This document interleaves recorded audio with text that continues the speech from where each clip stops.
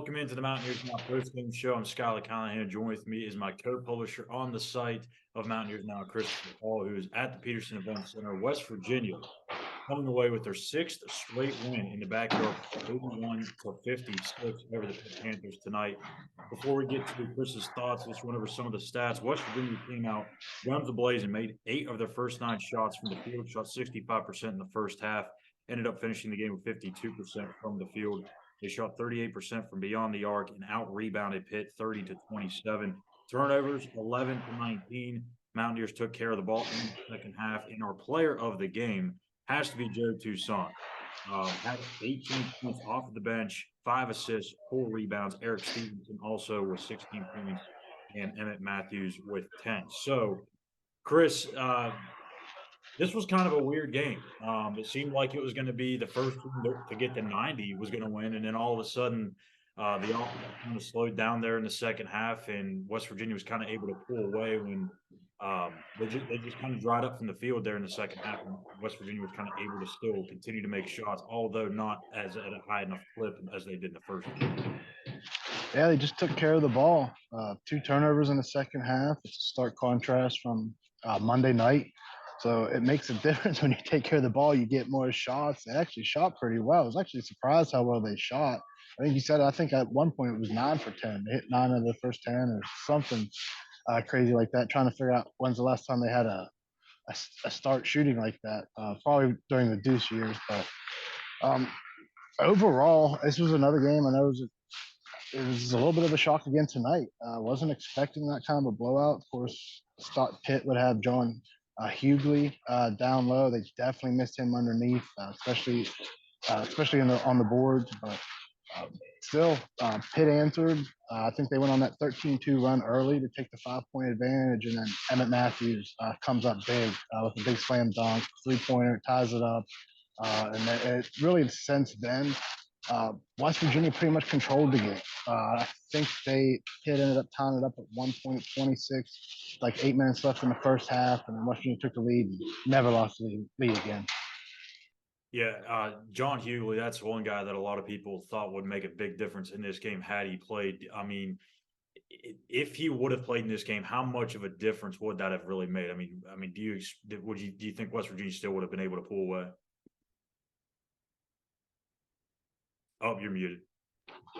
It's hard to tell. He is a big body, right? Like he's huge. He's going to get some space. He's going to get you some easy buckets. When things got a little chaotic for those Pitt guards, when Toussaint and Keedy Stevenson just up there running his mouth, they got a little hectic for him. They were throwing the ball to guys that weren't even there, to nobody in no man's land. So I think he could have slowed it down for him a little bit. They could have just worked it down into him. It does make a difference when you can just toss it inside and get an easy bucket when times are tough. So he would have made a difference. 24-point win. Yeah. I don't know if he's that big of a difference. He could have been, but the turnovers, I think that was the biggest thing for West Virginia, like taking care of the ball. That's what really got them to blow the game open in the second half.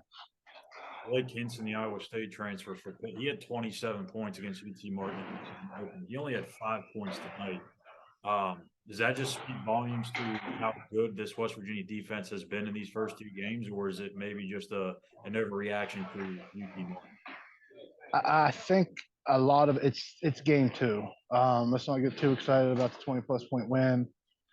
Pitt got in foul trouble. Capel said after the game they ran some lineups. They hadn't even got to practice together yet. So they got frustrated. They hit some adversity. They were getting some cheapies on the offensive end. Couldn't handle it. So it's just hard to tell. This is only game 2. You love coming into an environment like this and winning. It was a big time environment again here tonight. So coming into a hostile place, Pitt students were all over the players from the outset of the game. Coming in a place like this and winning and pulling away like that is significant, but it's still way too early to really. If we know anything about West Virginia, the next home game, was it Monday or Tuesday? Tuesday. It might come down to the final 5 minutes. That's going to be a big test, just to see where they're at mentally, how focused they are. Stevens talked about tonight about them just play. So they're playing hard. That's going to be big. Sounds silly, but coming up and playing hard against the smaller teams will show you where this team is at mentally. And lastly, before we get off here, just your thoughts on Joe Toussaint and Muhammad Wagi. It seems like these two guys have really gave the Mountaineers a shot in the arm on both ends of the floor. I think a lot of people expected Toussaint to be a defensive-minded guy. He's brought the punch on the offensive side as well. And Muhammad Wagi, he's been scoring around the rim, very efficient. What was he tonight? 5 of 5. 5 of 5, yeah. In the field. So yeah, thoughts on those two guys? I think what Toussaint brings is we saw so many times the ball stop at the top of the key last year and guys just dribble. He'll just weave in and out. I mean, he's not even looking to score sometimes. He's just going all over the floor. And it keeps the defense on their toes enough that he's able to kind of give you some wiggle room. I think Wagi, to be honest, he's a lot stronger than he looks. And he seems to be making strides. Like he's going to peak at some point as a sophomore this year, but he seems to be making strides as the season comes along. So it's huge. Bell had a big game. And really, when you look at this roster, Stevenson started out. I already talked about Emmett. It just seems like every 5 to 8 minutes, there's a new guy scoring. Yeah. And they're playing very unselfish. They keep each other hyped up. It's early. It looks good. They haven't hit adversity yet. So the honeymoon's good with all the newcomers. Huggins is happy. So game 2, win at Pitt. We'll see what happens next week.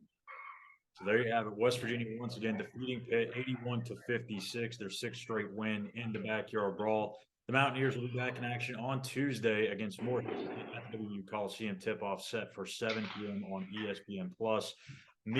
That'll do it for Chris for tonight. He'll be at the game tomorrow covering the West Virginia football game against Oklahoma. Me and Eugene will be here to wrap it all up with the Mountaineers Now post-game show tomorrow evening. So for Christopher Hall, I'm Schuyler. Thank you for watching the Mountaineers Now post-game show. Be sure to hit the subscribe button on YouTube at Mountaineers Now. We'll see you guys tomorrow evening.